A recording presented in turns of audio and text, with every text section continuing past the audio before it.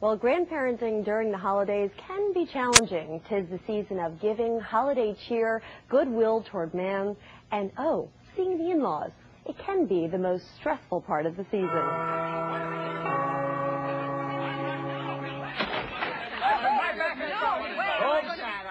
Folks, Merry Christmas.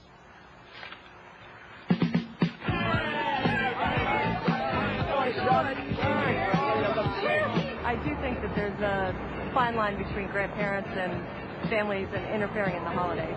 The one that made me laugh the most was we couldn't put up the tree until December 21st, and we couldn't light it until Christmas Eve. They stress about their tree too much. When we go to visit them, they're in charge, and when they come to visit us, we're in charge, and it seems to work. I get upset because my daughter doesn't discipline them. Yeah. And I feel that they need that. They need to know what their guidelines are. I try to keep quiet. But it's not easy. Their generation was maybe more used to, getting a swat on the back or something like that. And then, over the years, you learn that that isn't always the right way to do it. Well, what they do is they put them in tell them to go to their room, but in their room they have a television, and a telephone, and a computer. Most definitely the grandparents do overindulge the kids when it comes to gift giving at the holiday season. They just bring us presents and stuff, and then they're done. That's good job.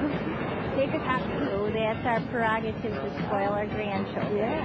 Yeah, definitely. Christine Crosby, founder and editorial director of Grand Magazine, is here with advice on keeping the holidays merry and bright for everybody. Good morning. Good morning. Well, we all laugh. We all think, well, that was really funny, because everybody says something that we all experience during the holidays. But truly, why does it become such a tense period for everybody?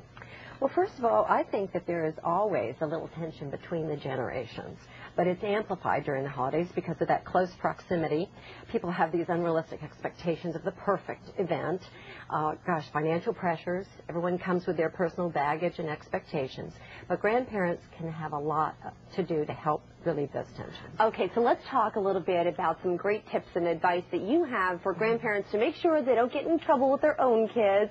One of the things you said first is it's all about respect and respecting whose home you're in and going by their set of rules. Absolutely. Respect is the word to keep on your lips during the holidays, and quite frankly, all the time, of course.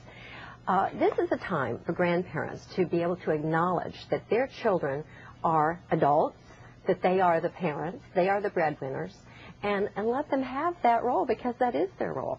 It's hard for grandparents to do, but it's best to do it. And you also mentioned about the house rules thing, which I thought was very interesting, because a lot of us will go to our grandparents or relatives and it means, oh, well, you're here, that means you're going to midnight mass, or you have to go Christmas caroling at 11 o'clock.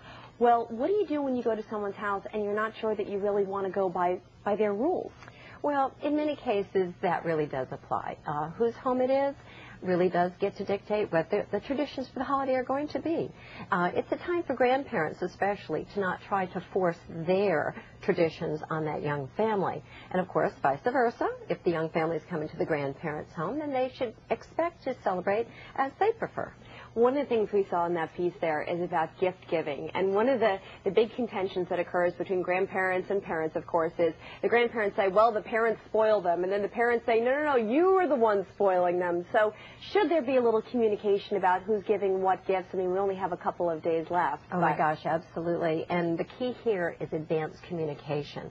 What we recommend at Grand Magazine is that you call your children, you ask them, what would you like me to get for the grandchildren? And then follow their lead. This is real important. Grandparents spend over $33 billion a year on grandchildren in this country, so it's pretty substantial. It also avoids the problem of the other set of grandparents that might be buying that same bicycle or leapfrog, whatever.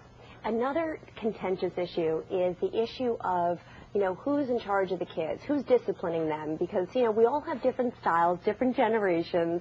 So what do you say to the grandparents who are going to perhaps their kid's house and the discipline issue? What do they do? Well, the rule is follow the parents' rules. End of story. It's very hard, but it is the rule. After all, they are the parents. You're not. Well, Christine Crosby, thank you so much for joining us this morning and for giving us all the great tips. Dad, you're in here. You hear that, Dad? Here you are. I see you over there.